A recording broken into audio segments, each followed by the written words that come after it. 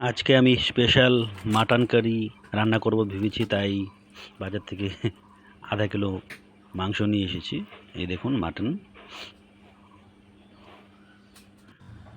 Mutton আর সঙ্গে লাগবে আলু, তার জন্য আলু নিয়েছি কেটে।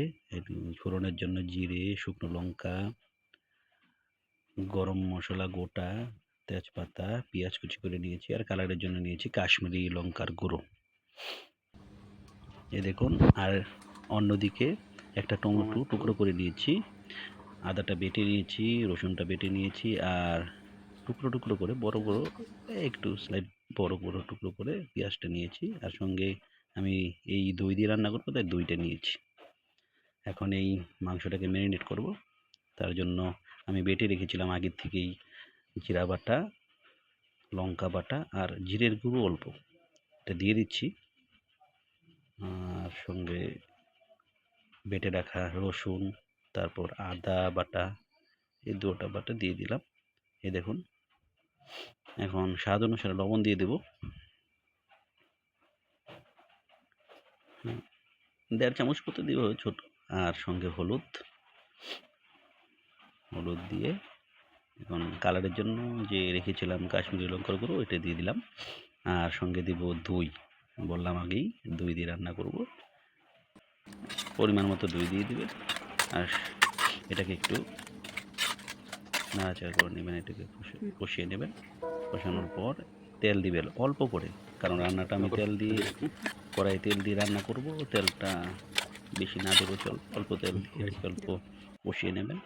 তারপর এটা ঢেকে আধা ঘন্টা নাগাদ রেখে দেবেন। আমি এদিক দিয়ে আলুগুলো ভেজে নিই, তার জন্য কড়াইটা বসিয়ে দিয়েছি। তেল দিয়ে দিলাম। তেলটা গরম হলে আলুগুলো ছেড়ে দেবো একে। একটু হলুদ দিয়ে দেবো, হলুদ দিয়ে আঁচটা একটু কমিয়ে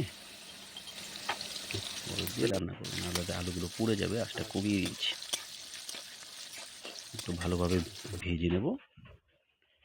ভাজা হয়ে গিয়েছে, আপনাদেরকে সম্পূর্ণটা দেখালাম না।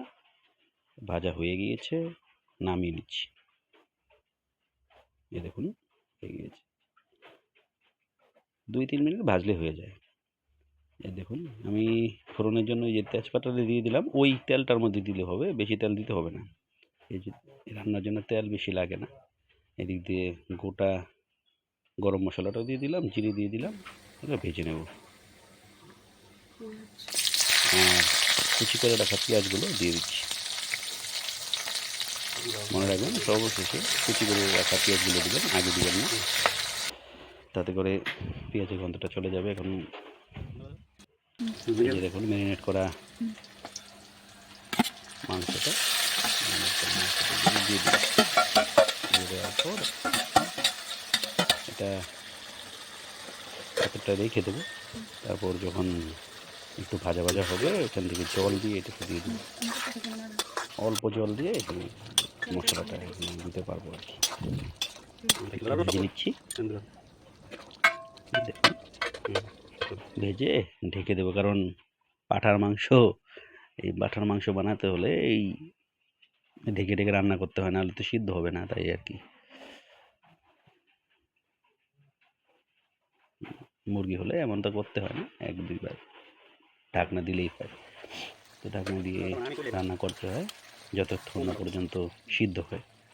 দেখুন সিদ্ধ হয়েছে, আমি ভেজে রাখা আলুগুলো দিয়ে দিলাম। সিদ্ধ মোটামুটি হয়ে গিয়েছে। তারপর ঝোলে অল্প জল দিলে, এই যে দেখুন এটা ধুয়ে একটু জলটা দিয়ে দিই, মশলা রয়ে গিয়েছিল, জলটা দিয়ে দিলে জল একটু নাড়াচাড়া দিতে হবে। জলটা দেওয়ার পর আর কেটে রাখা টমেটোটা দিয়ে দিলাম। আগে টমেটো দিবেন না, তারপরে মাংসগুলো সিদ্ধ হবে না, তার জন্য টমেটোটা একটু পরে দিতে হবে। দেখুন মাংসটা মোটামুটি তেল ছেড়ে দিচ্ছে।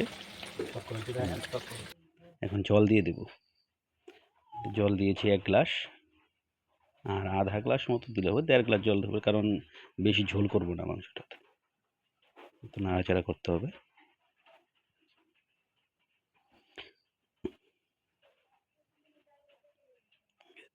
আঁচটা একটু নামিয়ে দেবো।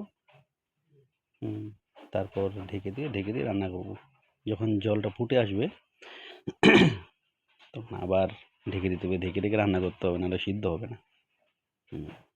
উঠিয়ে নিচ্ছি। এখন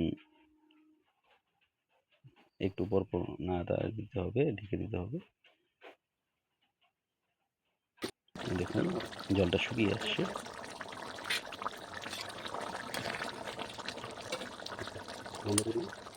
দেখুন মাংসটা রান্না হয়ে গেছে। এখন এলাচ বেটে রেখেছিলাম, একটু সামান্য দিয়ে দিলাম।